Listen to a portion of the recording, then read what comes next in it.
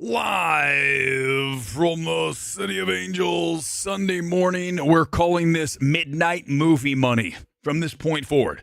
Breaking box office will be retired. Welcome to the Triple M here on this Sunday morning as we get into the numbers from the weekend.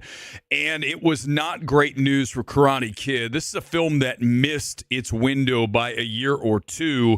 As you remember, Cobra Kai was such a huge hit, but it's really waned in the past several months. And as such, this just missed the window. We'll talk about that in a minute, but I want to discuss Lilo and Stitch, Mission Impossible, second weekend for both of them. You can see the headline here, THR, highlighting Karate Kid not performing as well as some may have expected, but again, just didn't have the right release date on it. Let's go to Disney and get the latest from the Lilo and Stitch numbers, now over $600 million worldwide, 610.8 after 2 weekends.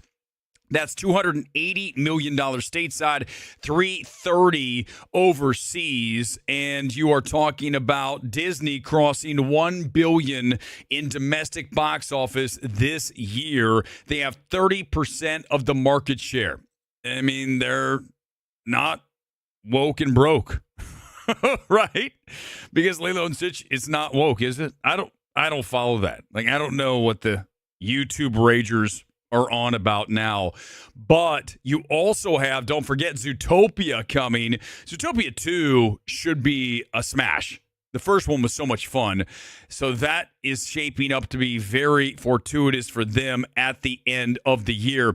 Let's talk about that second weekend here. Stateside, $63 million, down 57%.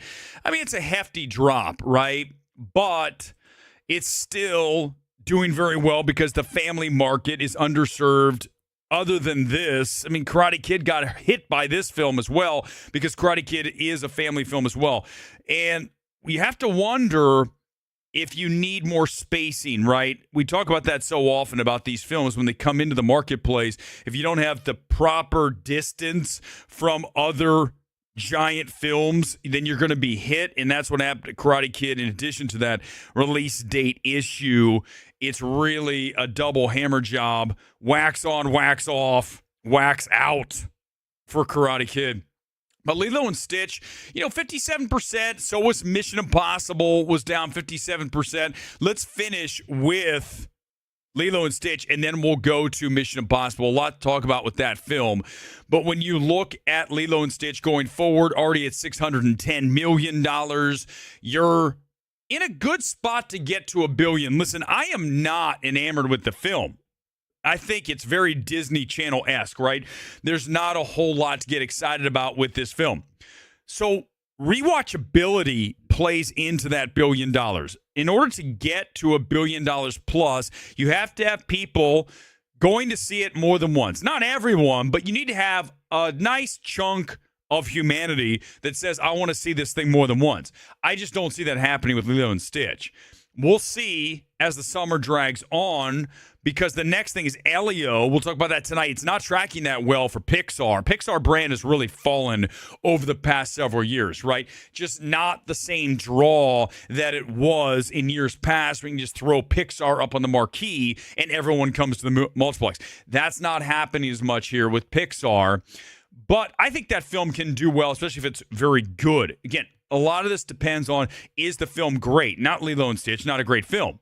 So, I mean, it'll get away with that because it's a live action of a massively popular animated film. So, of course, it doesn't have to be great. Elio, on the other hand, needs to be at least very, very good. That'll help out Pixar tremendously on that film. Let's get to Mission Impossible. It's number 2, down 57%. I want to see that number higher, well, lower, a better hold, right? I want to see that closer to 48, 49, 50 max. Because why? There's nothing else to challenge. Come on, man. What are the older folk going to see? They're not going to see Lilo and Stitch. Maybe Karate Kid. It's a mixed crowd yesterday when I saw it. I don't hate that film, by the way. We'll talk about tonight MMT evaluation.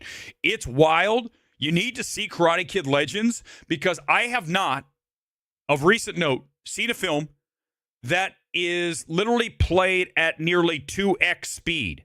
I haven't seen a film that moves that fast. Like, my God, are you going to slow? No, everything just unfolds within like seconds. Like, here we go, next.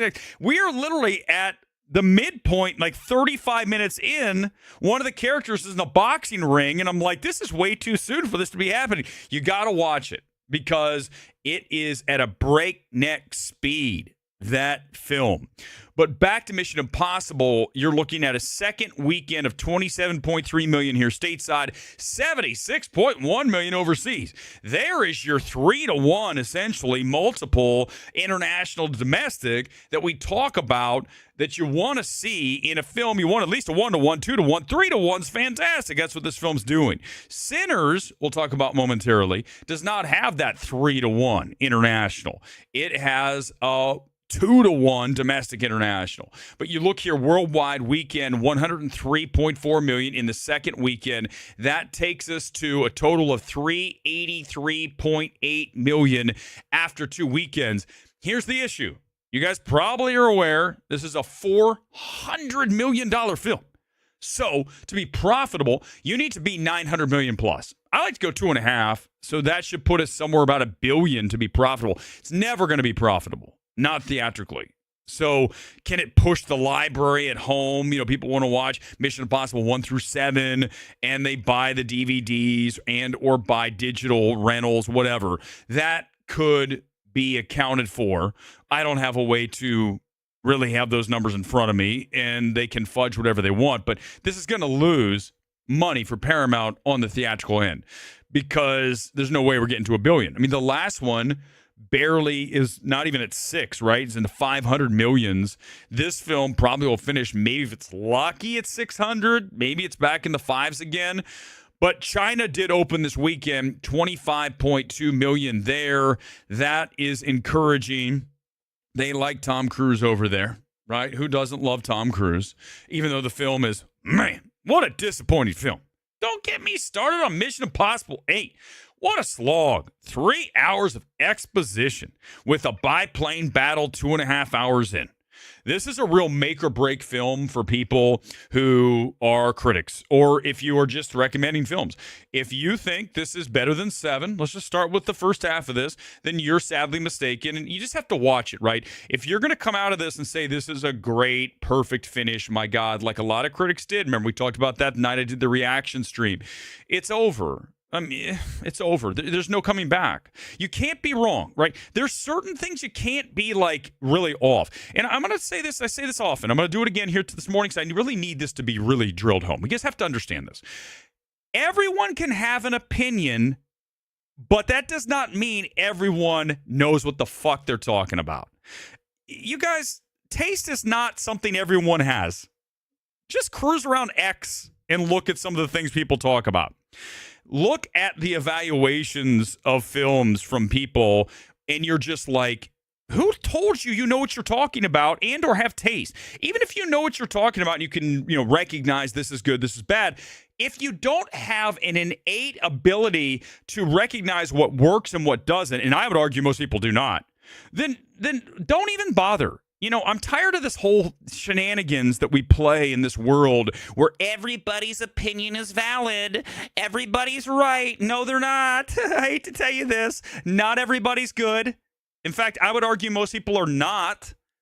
And that's just the reality. Sorry. Some people are more talented at other things. I'm a terrible accountant. If you ask me to put a bunch of numbers together and say this is our budget, it would fail. My movie would completely flop from the opening day because they'd be like, we're out of money. What happened? Weber's accounting. See, I know what I'm good at. I'm good at evaluating art, not numbers. I can do math. I can do percentages like we're doing here this morning. But you see, this is what we're talking about. This is not a great film. Don't tell me it is. Don't bother. So you're wasting my time if you tell me it's good. Okay? Let's continue here as you look. Vietnam, 600. Wait, does that say $690? I think they meant to say K on there. It made $690. Someone was rushing the email at Paramount this morning. But listen, it's fine that this film is not going to get to $1 billion. I'm done with these franchises. Aren't you guys? Don't you want to see something new? Not Sinners, it's totally overrated, but something new that's better than Sinners. Let's get to Karate Kid Legends. It's at 21 million. The Sony email's so boring, I'm just going to leave it alone. The real problems with this film is what I alluded to off the top, right? You're talking about a film that missed its window by at least a year, maybe 2 years. You really want to drop this right in the middle of the Cobra Kai fever that was gripping Netflix Nation. And I watched that show. And there was a point about 2 years ago, year and a half, 2 years ago, where everybody was like, this show, my God, Cobra Kai. Now it has dwindled. The show's over. And here we go with this film.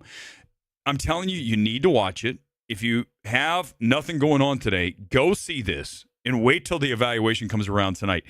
You will be, if you're paying attention, you are going to be like, holy shit. Did Sony get a memo from theaters to make this go as fast as possible?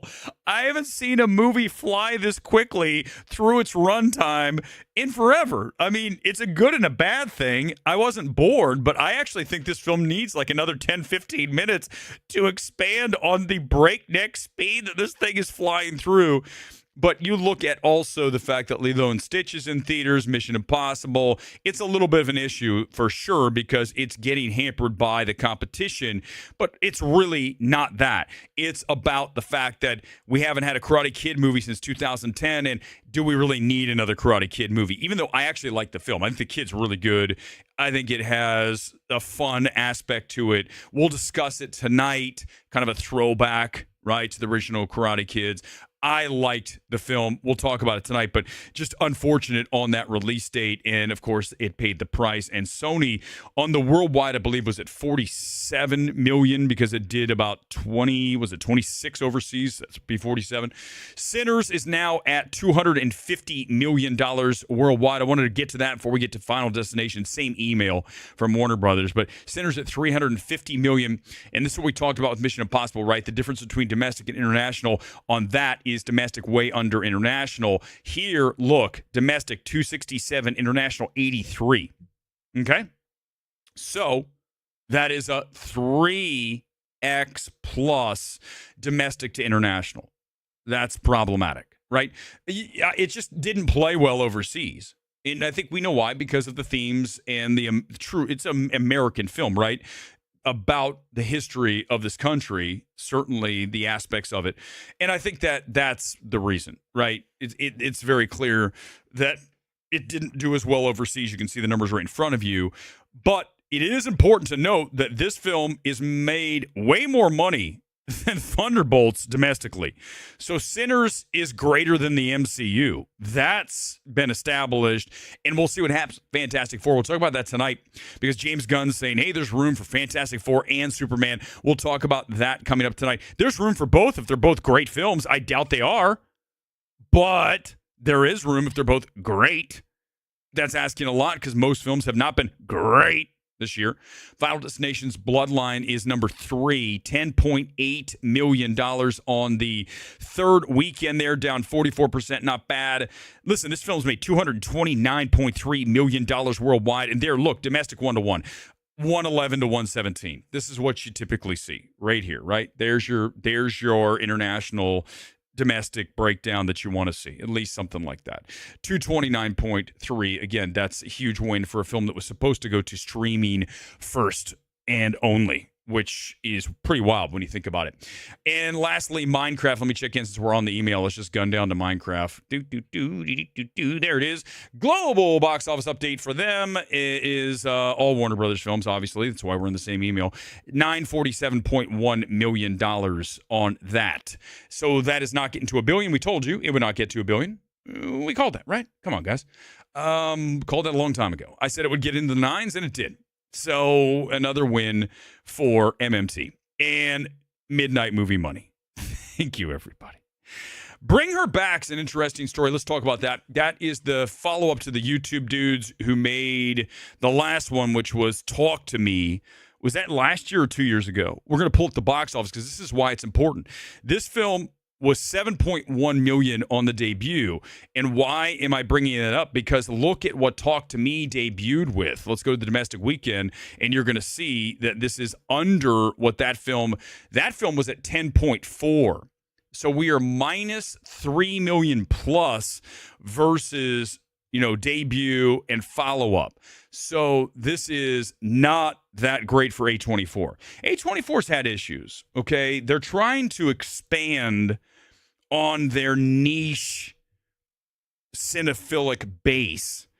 And for whatever reason, these horror films, look, it's down from the last one. A24 brand, and we called it very long, how many weeks ago now? It's been months when I said A24 is dead. A24 is no longer anywhere near the distributor / studio that it was a few years back as far as the cachet, because they gave us Beau is Afraid. And this is why I want to remind you, this is why when I hammered Beau is Afraid and said someone needs to answer for this is the kind of thing that will wreck trust. That's why you have to understand the big picture, why I do what I do, because that's one of the reasons these films are having diminishing returns. People are like, you're going to burn me like that?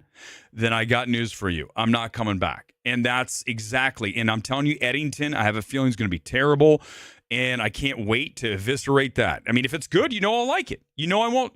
I'm just telling you, I can tell you right now, I promise you that I'm going to destroy Eddington. It's going to happen. I want to be wrong. I always do. It's rare, but I do. And you guys know it. I'm the fairest, most objective evaluator in the space. There's no one who combines the talent and the fearlessness and the objectivity that I have. No one. Not one. Don't even bother. Don't even throw a name in the comments. It doesn't matter. So get ready. Because if Eddington is garbage, then Ari Aster's finished. It's that simple. He's finished. It's done. Like Shannon was told in Drive, it's over. It's done.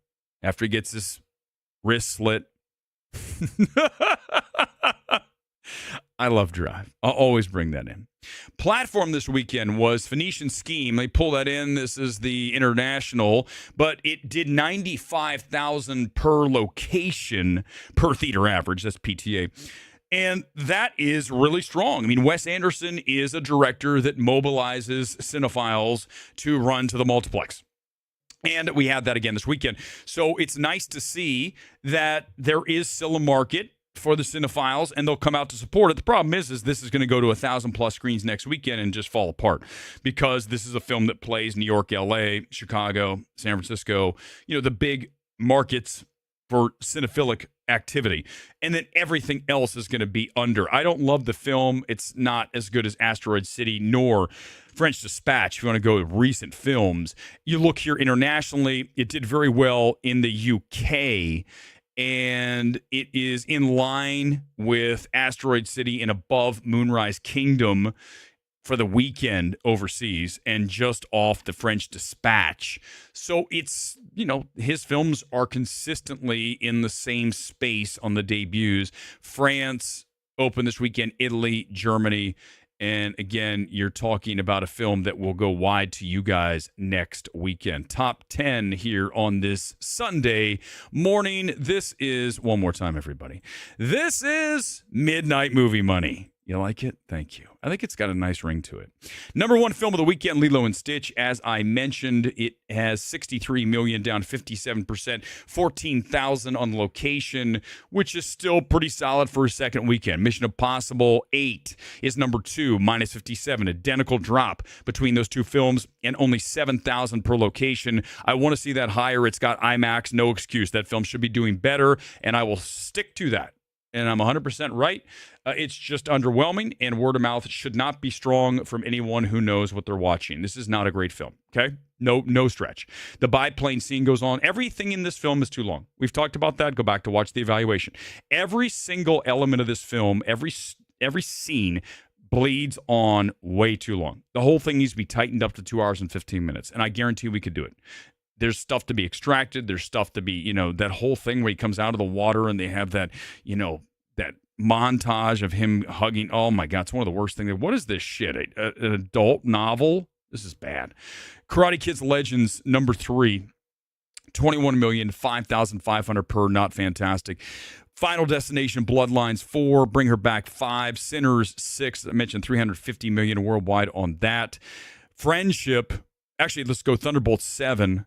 And then Friendship was 8. Friendship expanded even a little bit more this weekend. It's only at 2,000 per location. But, listen, for A24 at 12 million for that film, they will take that. That's a win for Friendship. A film that I like some of, don't love a lot of.